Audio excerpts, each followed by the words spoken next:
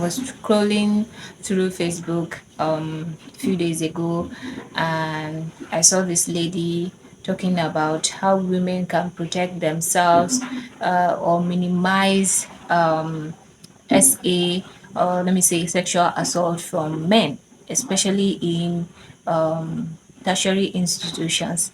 So she mentioned things like what clothes to wear, even the materials of the clothes, and don't talk this way, don't talk with a particular voice, don't look a certain way, like you shouldn't blink your eyes, like you should, so many no's that a lady should not do. And okay, I was just nodding my head, and I said, okay, I end up typing a whole paragraph in the comment section, but I could not send it. I said, oh, I don't have to send it. Let me make a video about this. So, and this video is just to tell you one of the random stories that happens to me during my service here.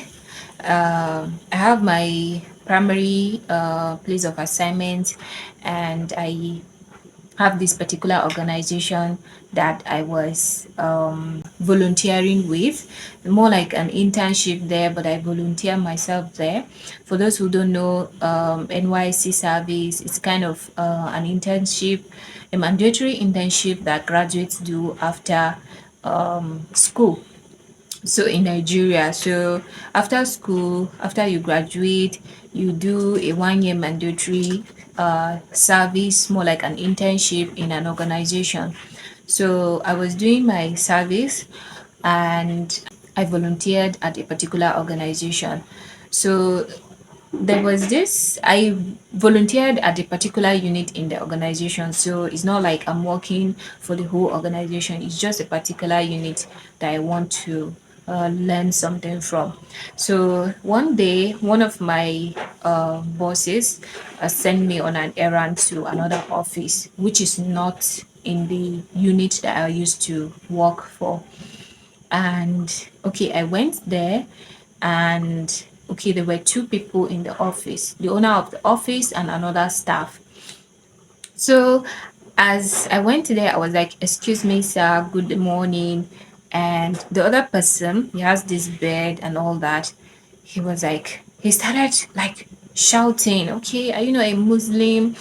Why are you saying excuse me? Why can't you say salam? And all that. So she was just making the whole thing a big deal. Like, why did I not say assalamu alaikum when I entered the office? Like, did I not see that they were Muslims and all that and all that? I said, okay, sorry, because I thought this is an organization, and for me, mostly if I went to an organization where there are different faiths and different kind of people, I don't know, and it's not that I've been to that office before for me to know that okay, the people I'm meeting there are Muslims. And even if I know, I didn't know, I'm just going there as an intern, not really to showcase anything, because some people find it offensive if in an organization you came and you're doing salam and all that. Some people find it offensive. So I said, sorry, I didn't know that all of you are Muslims, because the person in particular was wearing a corporate. So I apologized, and that's all.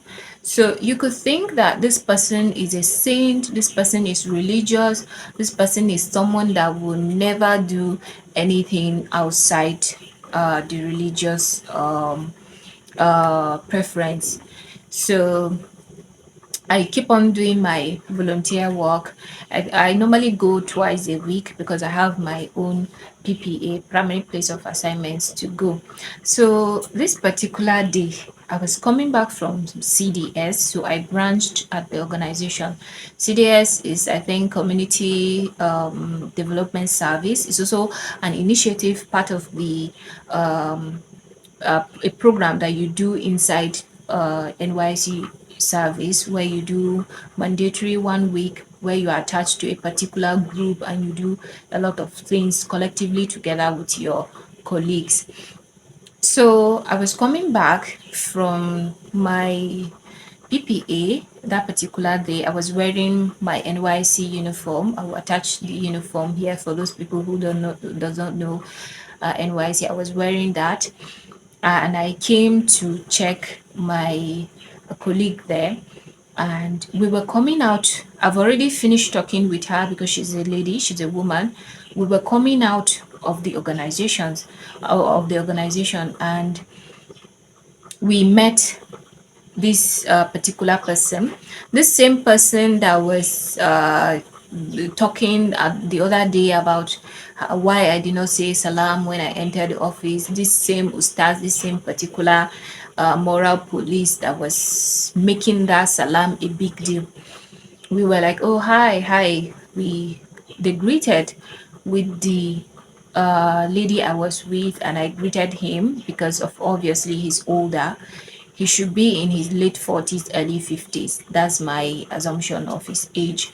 So this person, as I was going with the lady, and he was also entering into the organization. Guess what he did? Just guess before I tell you, guess what he did. And okay, let me just tell you since you cannot guess. This person touched my behind. He grabbed my behind and he left. So this is someone who is making salam a big deal, but he doesn't know that it's a big deal for you to touch a lady's behind without permission, without her being your mahram or anything. I'm not his wife, I'm not his sister, and even if I'm his sister, he's not supposed to touch me there. Like that's not appropriate. That's rude. That is how do they call it? I don't know how they call it, but it's really bad for someone to touch you in a way that is kind of sexually offensive without your consent. Is wrong in any religion, in any organization, in any community. But this person who is like trying to break the whole organization because I did not say salam while entering the office, touched me inappropriately. So I mentioned this story. I am telling this story because I know one day my future children are going to watch many of my videos. And I know my sisters will watch my videos. And I know some women will watch my videos. And they'll feel like they will see the lady that I mentioned earlier that was saying that this is how you should dress, this is how you should talk, this is how you should, and they'll feel like it's all their fault for dressing somehow, for talking somehow, for looking another way. It's not your fault. I was not wearing a bikini. I was not wearing a bikini. I was wearing my uniform, and it was decent enough. And even if I am wearing a bikini, he doesn't have the right to touch me that way. But I was not wearing a bikini. So for a lady to wear her decent clothes, she was not wearing anything obscene. And someone will touch her inappropriately, and you feel like it's her fault that they touch her inappropriately. So I will now narrate this story, and someone will feel like it's my fault for wearing that uniform, or for going to that organization, or for like they will just blame the ladies. So dear lady, dear woman, it's not your fault. You're not wearing anything bad. It's his fault. He's not supposed to touch you inappropriately, and he's not supposed to touch me inappropriately. And he did. And this is what I know he will be the type of person that will make a big deal, that will look at someone wearing clothes inappropriately, and he'll say, oh, you're not supposed to wear this appropriately. But even if a lady wears something appropriately, you did touch her, and you did not remove your eyes from her sensitive parts. So it's not really your fault. I know my children are going to watch, my future children, because I'm not even married, I don't have kids, but I know they're going to watch this. And I don't know if by the time they are watching this, the world is a little bit saner, or the men in the world are a little bit saner, and there won't be issues like that. But if issues like this still exist, know that it's not your fault. It's not your fault. It's never about what you are wearing. It's never about how you speak. It's never about how you look at them. It's just them not being able to control the beast in their in between their legs that is controlling their mind and it's making them to do inappropriate things. So I'm sharing this story because I've been through a lot of situations like that, and I'll be sharing few of them to just remind us that it's not your fault.